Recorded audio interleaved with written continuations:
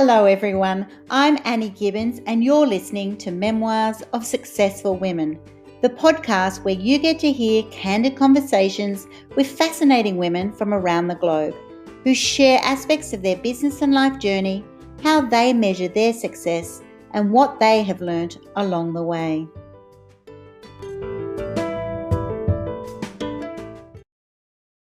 Well, hello and welcome to Memoirs of Successful Women, everyone. Today I have to introduce to you Marley Majcher, who is the CEO of the Party Goddess and the Profit Goddess. And we are going to be talking all things event planning, how to do that to an incredible scale with celebrities and everyone who wants to have your event booking business, and also how did Marley shape her journey to become an entrepreneur who had a passion, who then turned it into her actual real deal, and all the challenges that come with that, because I know that we all struggle with that. It's really hard making your dream a reality that just is enjoyable to live and breathe every day. So welcome to the program, Marley.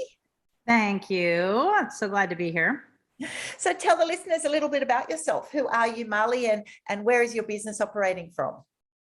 So, okay, who I am is like where I'm operating from is LA, and that's the easiest part of the question. Other than after that, it goes like completely off the rails. But so I have an LA-based catering and event planning company called the Party Goddess, and I ended up writing a business book to solve my own problems. So when people say like, oh, what's the deal with the Profit Goddess? I just kind of call it like my goddess umbrella, right? That kind of protects me. And basically I left LA and I went to school. I went to Georgetown and got my business degree. And unlike people who go to Georgetown, I did not go into finance or law or anything. I went into event planning. Just kind of a long story because I married a chef, et cetera, but we can, skip over that if we're at it. And I married a chef, and then I got into the restaurant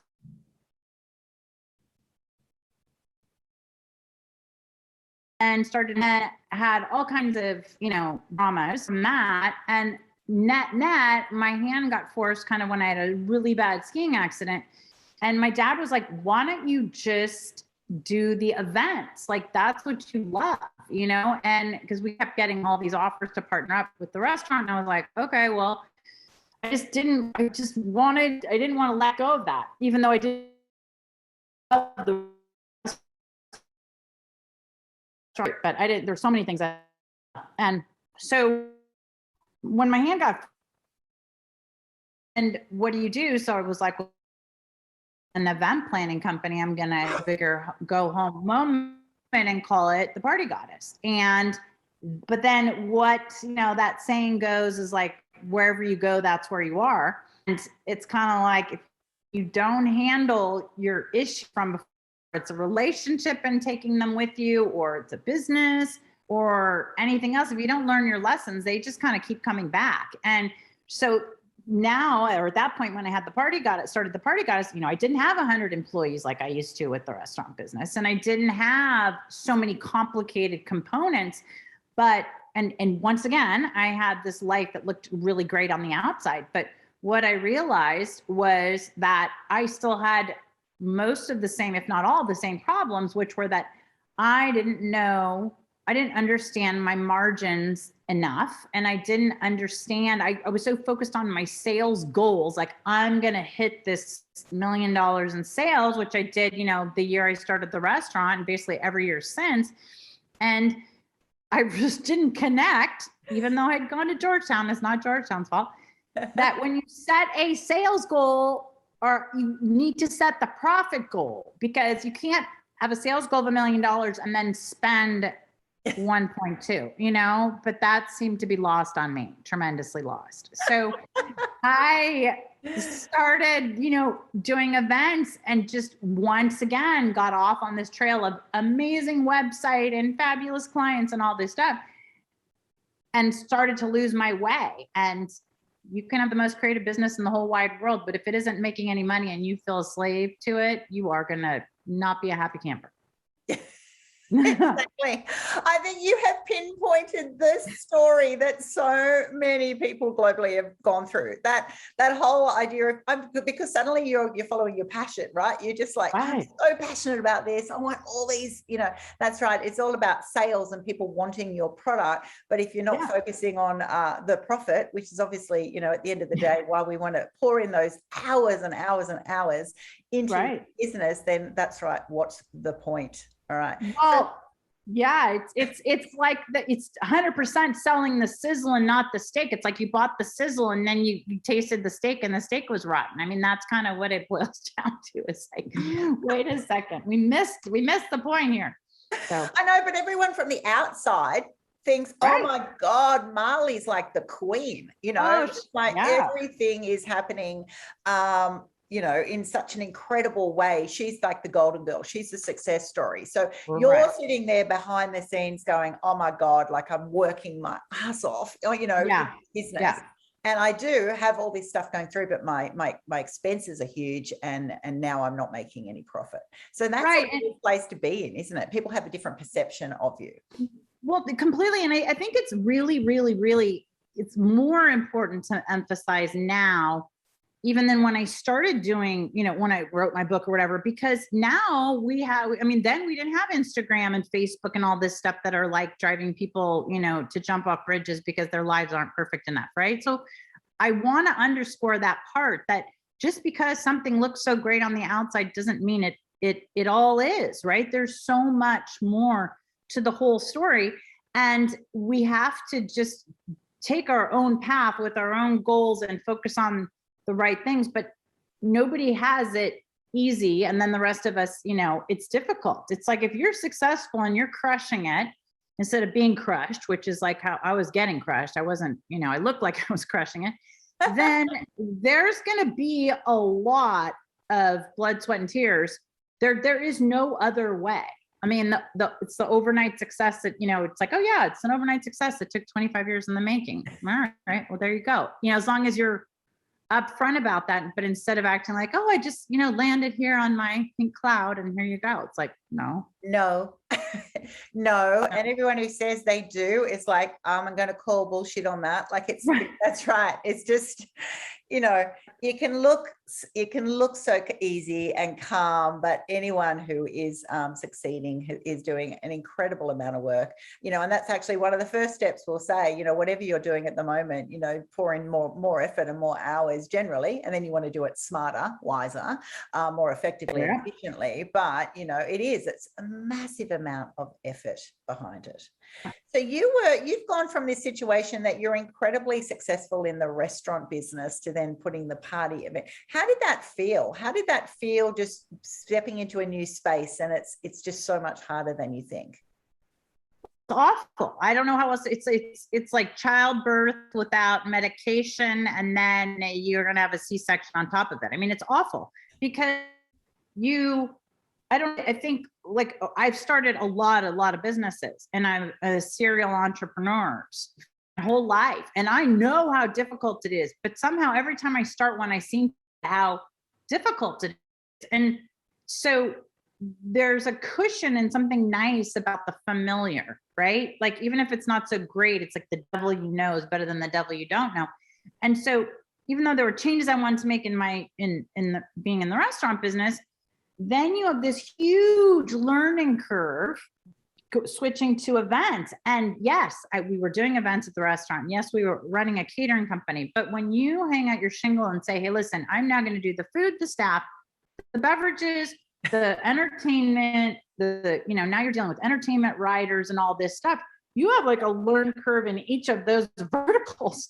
And you just are like, once again, I'm like, what have I done? Like, have I just decided I just want to like jump off bridge A, because that's what it feels like. It was not particularly fun. In fact, I remember like when it would go well, like when we did the opening of the Hollywood Bowl or something, and I remember sitting there like listening to Stevie Wonder practice, and I remember thinking, I better freaking enjoy this moment because they are few and far between.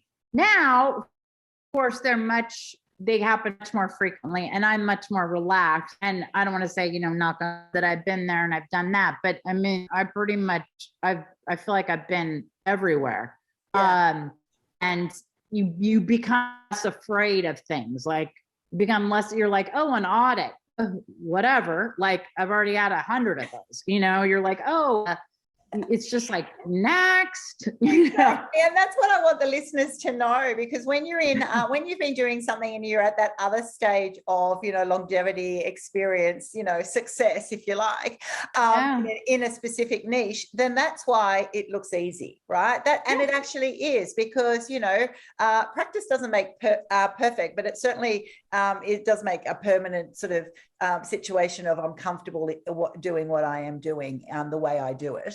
And so those who are listening and going, oh my gosh, I have these people that I look at and they make it look so easy. Well, that's actually only because, in your space, I in my space, we've been doing it a lot of years. And therefore, it's just like riding a bike, things are easy, but it wasn't always, no one starts in any of these massive learning curves going, oh yeah, that's right, I don't know anything about it, but I'm like so comfortable. Oh, yeah. I mean, it's like falling down and then like falling on a skinned knee upon a skinned knee. And then like, oh, whoops, here's some salt. It's just not fun. But the thing is, now I kind of understand. I mean, it's not like I'm old enough to have grandchildren, but I mean, I guess maybe technically I would be, but I'm not, it's not like I'm a billion years old.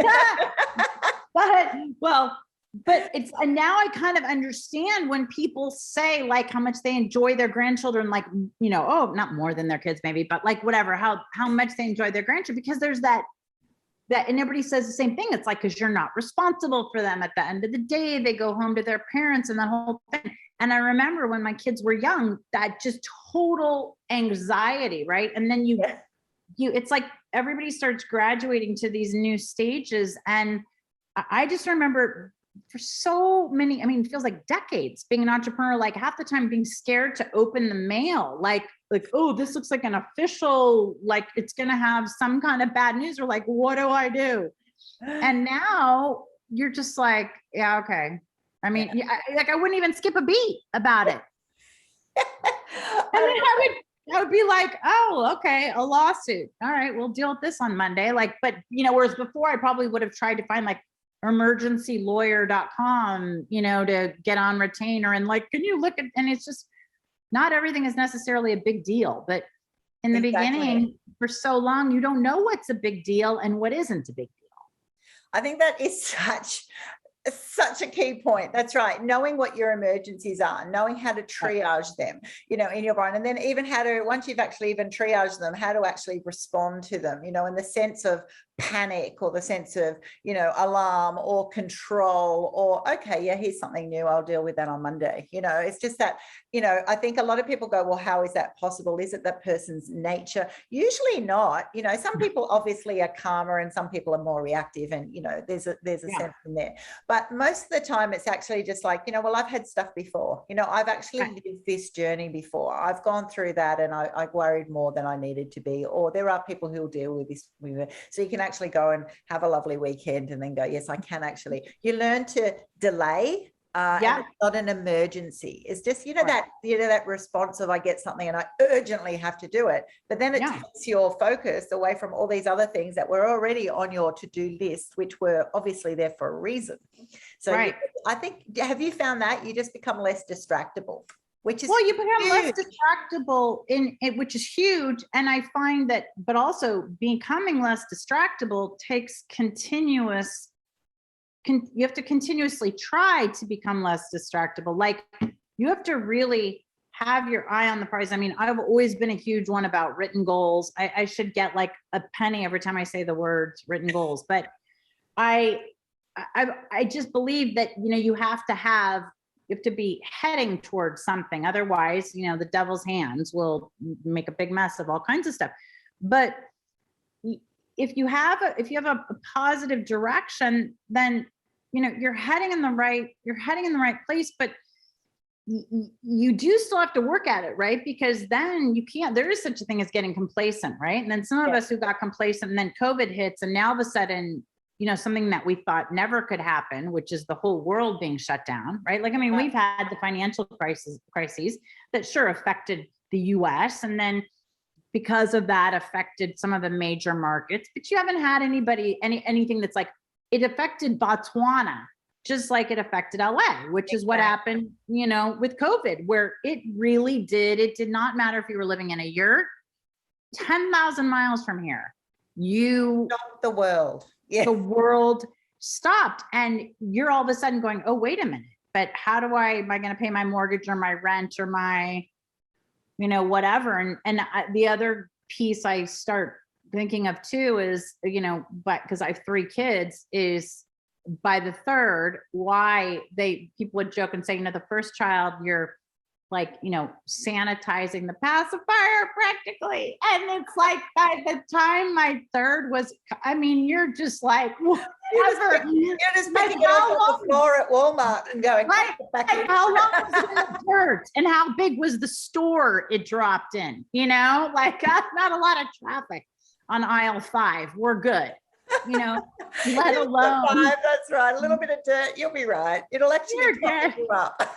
Yeah, that's called immunity, like character building and immunity building. I mean, it's just so silly, but I don't mean to, I'm not trying to minimize it, because believe me, you're talking to the girl who has shed more tears over business than I have to say any human alive. I should get a gold medal for shedding tears over my businesses.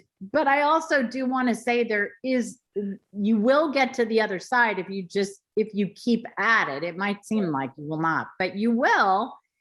But it's just a good thing to remember when you're in those, dark days, that we all do have them. And I will still have them, but maybe not then. So true. Everyone will have them. So if you're sitting there going, why me? What is wrong with me? Why can't I work it out? Give yourself a massive break. It's actually not just you, it's everybody who learns anything new. Even when you've learned it, that's right. As you said, the situation can change. You suddenly have to go, okay, well, I have to, adapt to a global pandemic. I have to adapt to, suddenly what I'm even selling or producing isn't what people are going for at the moment. You have to be able to readily adapt in different situations. So you'll always be going through these new learning curves, right? I've just learned how to read. I've gone a bit geeky and just redone my website and learning platform and shifted it all over. And that's right, learning curve. In one way, once you're more sort of stable, you can outsource different things. But then there's an element when you're a CEO, you go, well, I want to know how all the aspects work. I want to know what I'm paying for. And I'm a bit more like that. I'm like going, well, I want to know all the factors so that when I outsource it, I know what they're doing. That is and that's a great point. And I learned that finally the hard way many years ago, but still, where I felt like I had was like held hostage by one too many fill in the blank, whether it was a website developer or like we use Infusionsoft for our marketing campaigns, or like QuickBooks, or, whatever language XYZ quote expert. And I say quote because it's taken me a really long time to realize that there are very few experts in the world. But that I just was like, there's a difference between me doing my own bookkeeping and me understanding QuickBooks top to bottom, because you become un-BSable. I won't say the word on your podcast, but it's true. When you know what goes into it, and it becomes much harder to pull something over on you, and you will not just take like, oh, well, it's complicated. Like now when somebody says it's complicated to me, I'm like, okay, well, explain why. And now I keep pushing. And I can't tell you that the last time I had a conversation, I honestly can't tell you now. I'm really trying to think. I can't tell you the last time I had a conversation that ended where it was still complicated. No, the person wanted me to think it was still complicated, but I was not knotted up by the end. In fact, was very clear that they had a complicated story that had nothing to do with how QuickBooks functions, Exactly. Exactly. It's like when we send our car off to the mechanic and it's like they can charge you anything because they go, oh, wow, this was a lot more complicated than you imagine. And da, da, da. At the end of the day, you go, was it? Was it? Because we don't know, right? We don't know actually what they're doing. And so, okay, you know, on that time, once a year or so, when you send it off for your thing, you're just like, I think they're kidding me. Whereas exactly that, I do that, you know, in all of my business, I go, I want to know every element because I've been in those situations before that, you know, particularly an IT issue or something, they'll say, oh, that's going to cost quite a lot. It's quite technical to change it. And now I'm in it going, it's actually just a button. It's just writing a little bit of script or it's this, that. It's not, nothing is really complicated if you actually have the skills, like, right? It's like, just work it out, find someone who does, write a code, have an app, do something. Yeah. And then not difficult. Like everything I think is quite, you know, even the most crazy stuff is simple for those who know and are aware of what they're doing. And so you've got to get over the drama, right? The drama and the lies and the BS, and then go, okay, show me and one. realize and ask yourself what somebody's agenda could be. Because when I started asking myself that, and by the way, I'm not implying that everybody consciously has an agenda. But what I am implying is that, remember, it is much easier to keep the customer, whatever, in the dark than explain the steps, right? So somebody's agenda could just be having it seem very busy and complicated because then they have a job, right? And so now my new technique, I shouldn't say new because it's now been a couple of years, but I'm telling you, it's magic, is now I will just say, great, do me a favor, share your screen. Because no, I still don't understand why it's complicated. Oh my word, when you have somebody share their screen, that should be the tip of this entire podcast, share your screen. Because guess what? It's a pop-up, so they don't know you're going to say share your screen. So you see what kind of hot mess they have on their desktop, right?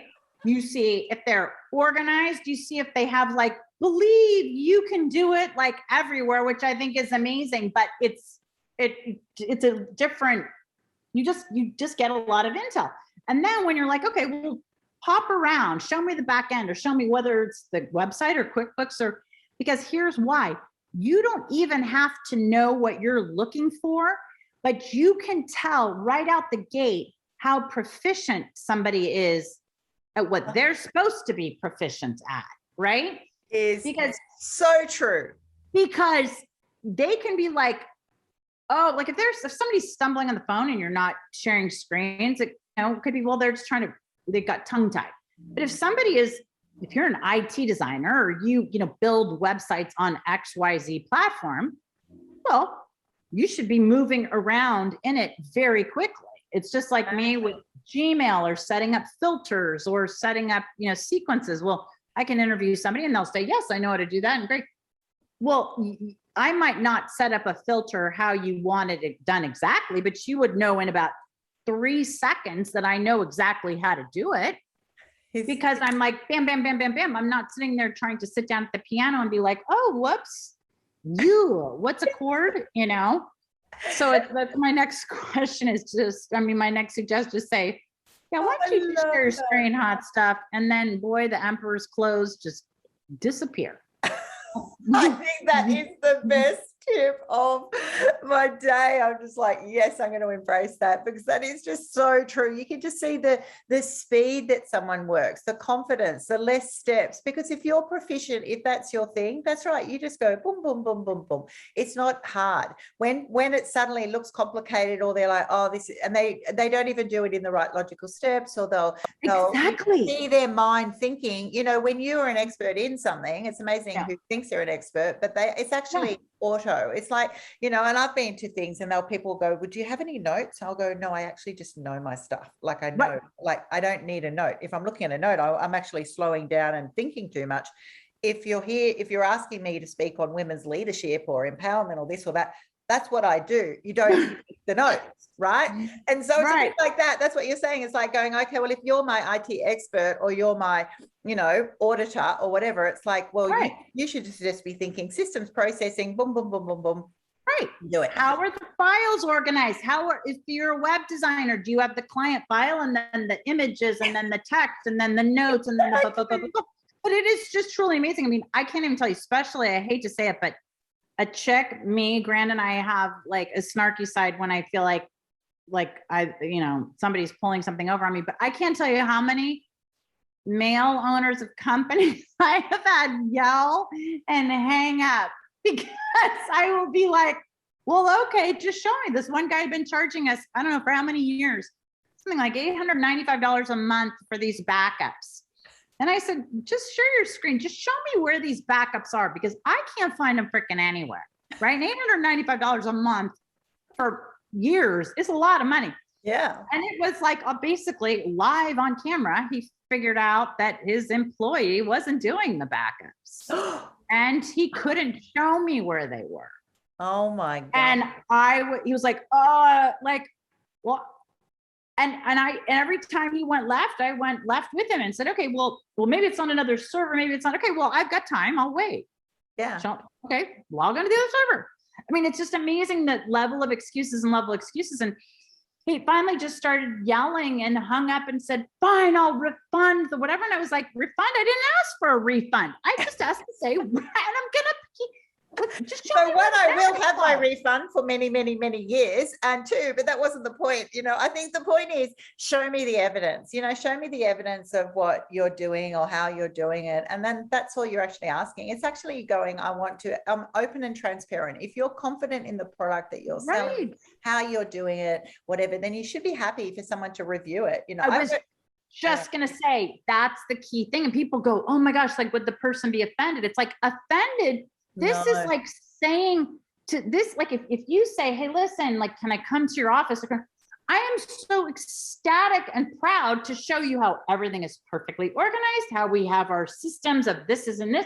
I couldn't be prouder because nobody ever asked to see under the hood. So it's like, you want to see under the hood? Oh, allow me. I will show you, it'll be the hood and then I'll show you under that hood and then under that nuts and bolts. I mean, because they think it's like, oh my gosh, are you going to give away your secrets? It's like, that's not your secrets. That's just the framework for how you work efficiently, professionally. It's funny. I've worked in the health sector for, most of my career.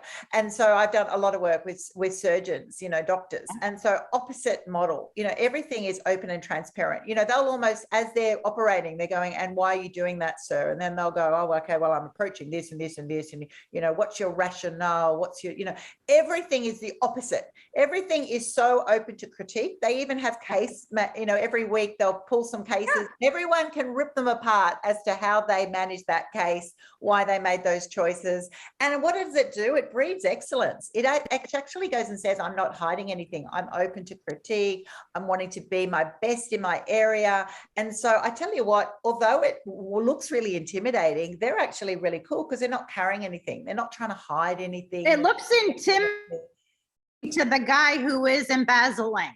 That's what, those are the ones who are freaking out, right? Yes. Are the ones that want you to look in the corner. But like if if they're just looking at a snippet of a video of XYZ surgery, like my dad is a doctor. I know exactly what you're talking about. And if they say, okay, they show a snippet of it and they say, well, why did you do this or this or this? Well, that's when you then take into context, like, well, I was in an operating room and is blah, blah, blah, versus, well, guess what? He was operating on the side of a freeway because there was no other choice. Well, so yes, it could have been done differently. Exactly. However, we were looking to save 3 out of 4 limbs as opposed to just, so you kind of do what you have to do, but there's a rationale, right? Like I always say even to my team, I don't necessarily have to say I would have done that. But you telling me I did this because boom, boom, boom, that shows me critical thinking. That's what I'm after. I'm not after perfection. I am after somebody who freaking has a brain and who can say, I did it because of this and this and this. Now, if their logic is, well, I did it because it was raining outside and I was bored and, oh, by the way, I was drunk. Well, you go, okay, well, that's all I need to know. Thank you. Yeah, that's right. Your plan B is not very good. I love what you said before about it's someone else's business model or looking at their agenda. And I think that's a really important one to highlight to the listeners that, often you'll go to someone and there's a 4-step process, but they'll tell you 3. It's like ordering your Thai dinner and then they actually say, do you want rice with that? Like who doesn't order rice? right? So you just go, and so they'll give you your 3, and then when you just go, okay, that was really helpful, but it's not kind of connecting, and they do it deliberately because they want you to come back, because that's their next, oh well, that's going to cost you triple the price, but I'm obviously happy to give you the last key. It's the key secret. So that's what you actually want to know. What am I getting, and is this the actual solution to my problem? Well, is it a solution, or is it the advertisement of the solution? Because they're very different things, Very different things. A cloud looks very fluffy to play on, but behind it, there is nothing to play on, right? It is, so there is a hologram of P. Diddy, and then there is P. Diddy, I mean, they're very different things. So, but it's just kind of part of your check the box system. And I hope in life everything checks out. But unfortunately these days, with catfishing and fraud and identity theft, everybody can steal everything. Before, as event planners, we used to be worried that you were, oh my gosh, they're going to steal the pictures on my website. Oh, for the love of Jesus on the cross, steal the pictures on my website. That's the least of my problems, right? Now I'm worried that you're going to steal the digits off my bank account and everything, in it, and show up at the school board meeting as me, being hammered, and, I lose my kids. It just, the game has changed. Exactly. So you have to change the tools in your toolbox. I think this is just such a fascinating conversation, because it's exactly right. Even when you're at the top of your game, you're constantly step ahead, thinking about cybercrime, thinking about those who work with you. What is their, what's their integrity? What's their agenda? Different people's agendas, even within your workplace. I mean, I've coached people who, their top chef will have stolen all of their, recipes and then set up and bits and pieces. Right. It's one of those. It's a really challenging part of business when you want to have ultimate trust and transparency. And then also, who is your competitor? What are they trying to do? And then the malicious side of things, that's right. You have to be super aware, because everybody is hackable. Everybody, if there is a reward for someone, they will try it on you. So, it's one of those, how do you stay a nice person in business, with you, but you can be still lovely, but also don't be stupid, make sure that your doors are locked. Exactly. I think you'd be a very nice person in business by starting the same way with everybody, saying, hey, listen, I'm going to have you, have the contract signed when it's all good.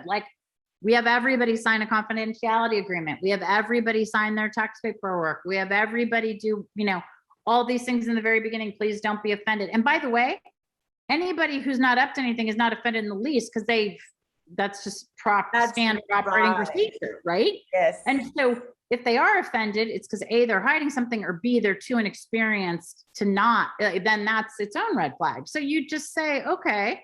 And if you have everybody do that have your system of checks and balances and keep blaming it on that, listen, which, it's true. It's I have a certain amount of insurance we have to carry, and I need to have certain protocols in place in order to do that. And I really don't want to lie that I have them in place if I don't. So you just say, listen, I know there are a couple extra, hoops here, but then, and you just keep it all on the up and up, but you can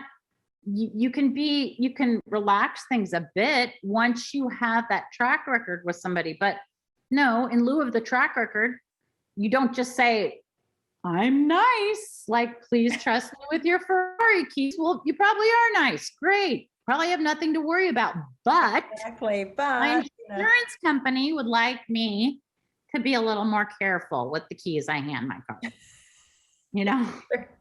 That's true. And that's why we have contracts on things. Everyone's lovely when you first meet them, but when you have a problem and you dive into the contract, you want to make sure that every little I is dotted, and and that's just smart business. It's a smart way to live your life. Oh my goodness. So tell us about now being the queen though of your party planning business. What is it like, what is the difference of the different people that you meet, their different demands? How flexible have you been? What is it like to be in this industry? Well, what it's like being in the industry is one thing. What it's like being, at a certain level, and I'm not trying to toot my own horn. I'm just trying to say it's different, because there are, now we are very selective with the people with whom we work. in the beginning or even in the middle or even, not very long ago, you're not as selective because you can't be, you need to pay the light bill, right? Mhm. Now, fortunately, I'm at a spot where I've made a decision that I want it to be a good fit. Yes, of course, for the client, but I also want it to be a good fit for me. And, once you've done thousands and thousands, literally, of events, I like to keep on top of my game, and I like to keep and be inspired. And, money can be very inspiring. I mean, if somebody throws 2 tons of money at you, that's definitely a consideration. But I like to have some piece of the project that I want to spend, because I'm going to spend so much time. There's probably going to be, in the process of planning it, a kid's birthday I'm going to have to miss. There's going to be some party I'm going to want to go to that I'm not going to be able to go to just because of the time constraints. So you want to make sure that you really are pouring yourself into a project, that you love. So now it's ironic because I find myself surrounded by people who are more like me. And by the way, what I mean by that is I'm not talking politically. What I am talking about is people who like take their business or even if they don't work and they're hiring me to do a social event, like take it seriously, and they don't want to waste people's time and I don't want to waste people's time, right? Like it has to be a match. Like they're respectful that, you can be a few minutes late because something happens, but you can't take it too far. Like there's that give and take and that kind of synergy with things. And the nice thing for me is the higher and higher and higher I've gone, and the wealthier and wealthier and wealthier people are, you learn so many interesting things, a few of which are sometimes the wealthiest people are the chillest of all. I can't even tell you some of the most high maintenance people ever, the ones that I'm like, really? Like, are you the CEO of Motorola? Because my word, the attitude, and sometimes you realize like we have a bunch of billionaire clients and it's no problem, right? Exactly. Not necessarily every single one, but you realize, and then you kind of realize that like I'm so detail oriented and I drive my children crazy, and I've always driven my family crazy with like boom, boom, boom, boom, boom, having all my ducks in a row.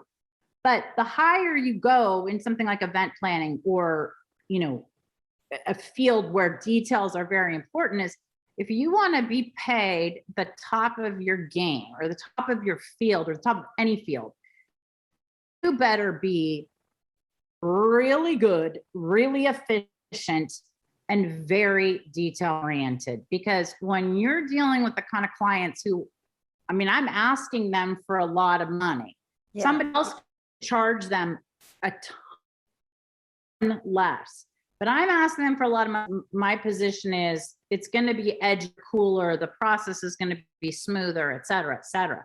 But in order for me to do that, I have to deliver on that. Exactly. And so if somebody says, and this is where luxury is changing so much, and people who aren't kind of living it don't understand it as well, is that, used to be a fancy car in the most expensive hotel room. That's not luxury anymore. Luxury can, no makeup and jeans.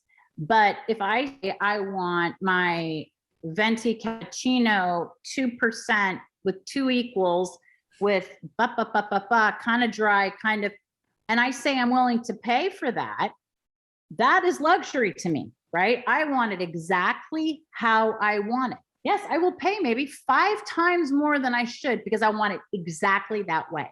Because I don't, have that much free time to be on vacation or whatever it is.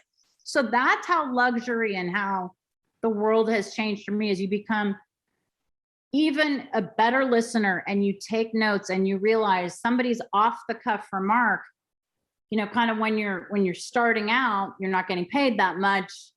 I'm not saying that anybody's off the cuff remark shouldn't be important, but it's a lot less important than when somebody is way up here paying you a lot of money. They're off the cuff remark that onions aren't their favorite. Well, freaking, you better not have onions anywhere. Yeah. And not their favorite might as well have been a bomb dropping, in your living room, and you better take note. And you you start to really pay attention and realize it is all in the details and is all in the subtleties of what people like and what they don't like.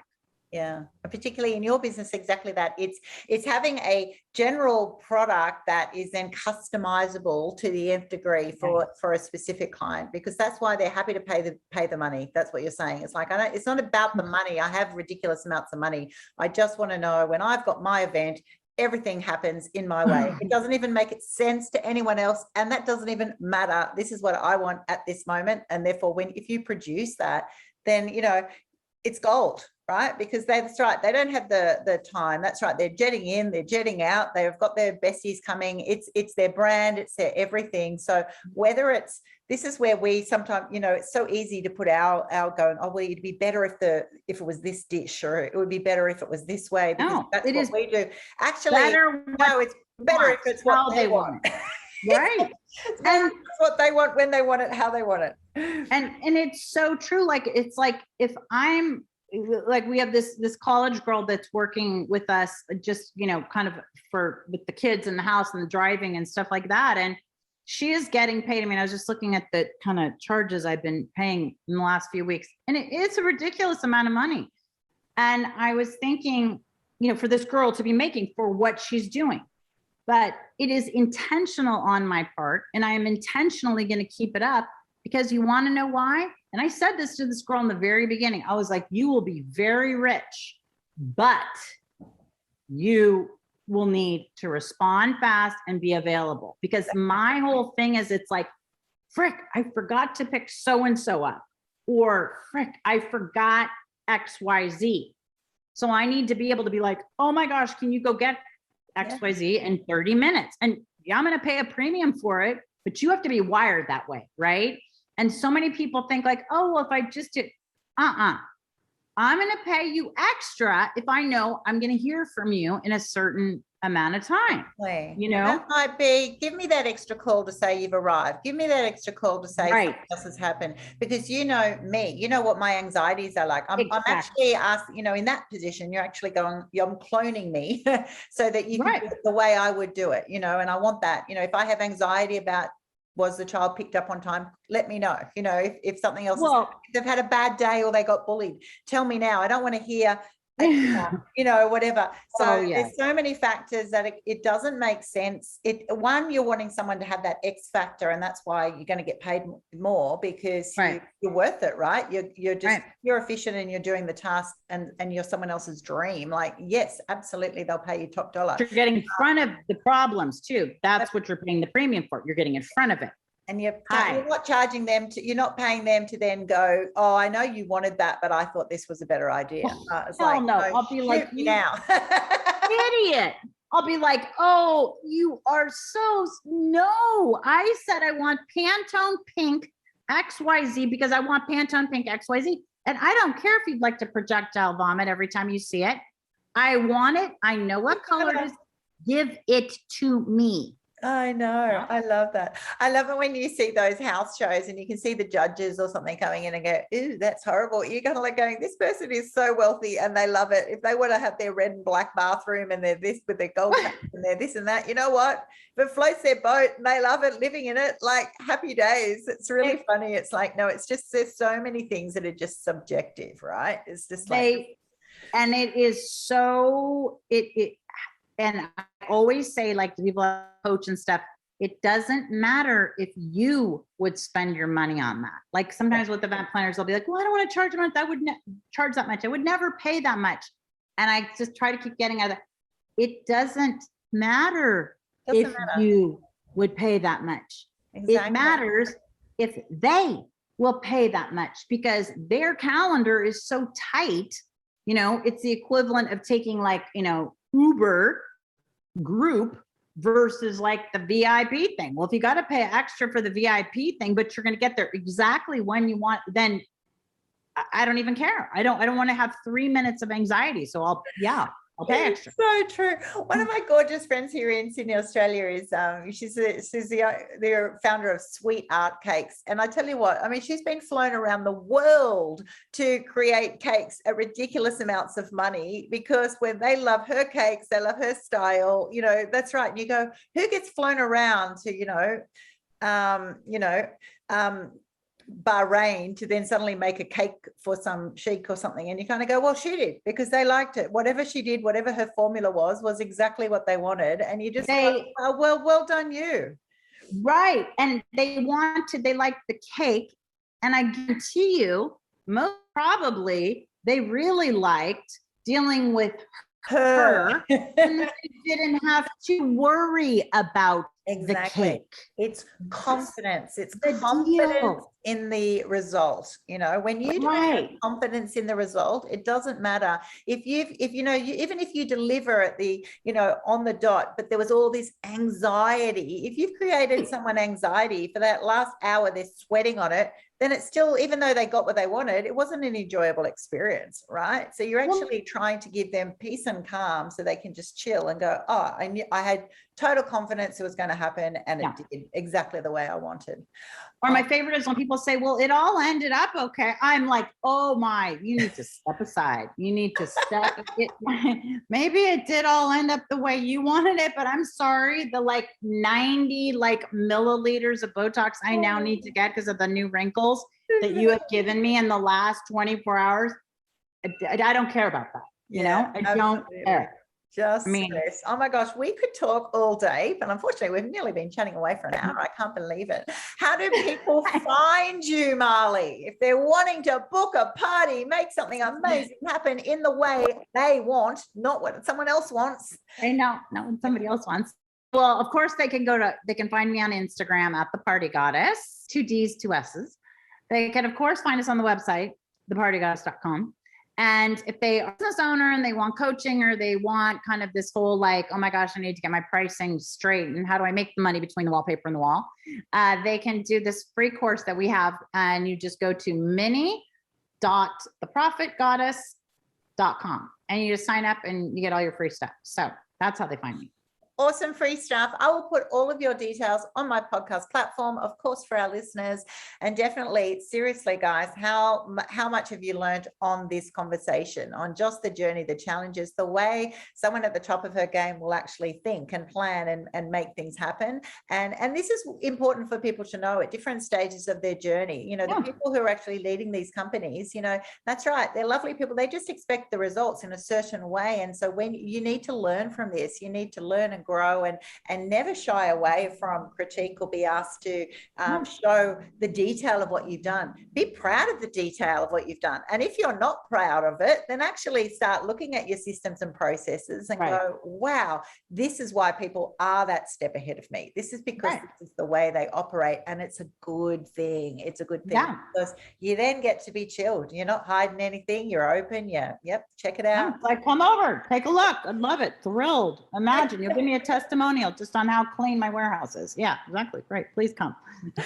Fantastic. So event planning, go to Marley. If you want to know about how to make more profit, make sure your business is set up, go to Marley. Everyone, check her out, check out her website, and let's leave our listeners with a little tip today. What do you encourage someone who is just, bashing their head against the wall? They're at that stage you were at years ago when you've gone, I've got my passion, I'm trying really hard, I'm just feeling I've got a block. What's your best bit of advice for them today? You have to ask for help. You have to figure out whose message you resonate with, and you have to ask for help, because you cannot read the label from inside the jar. There is going to be a coach out there who's going to be able to look at this and be like, oh, this is a problem. Boom, boom, boom. But when it's just like when your friend is dating a loser and everybody's like, oh my God, what is she thinking? Right? It's so obvious. But to the girl who's dating the loser, it's like, well, I don't know what the problem is. Well, the problem is he's cheating, and he's catfishing you, and he's homeless, and he's all these things that he's telling you he's not. But when you're in the situation, it seems impossible. So just ask for help, of course, from somebody who's been down that road and knows what to do. But you have to ask for help. I have never seen anybody solve a problem themselves that wasn't solved a lot more quickly by somebody who really knew what they were doing. Absolutely. Brilliant advice. Fantastic. Thank you for being on my show today. Thank you for having me. It was great.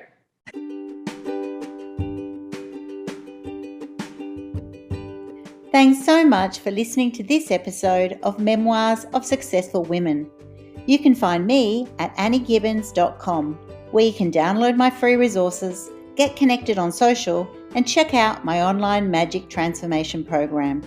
If you love this show, feel free to subscribe to future episodes and, of course, share it with your friends. I'll see you again soon, and until then, happy podcasting.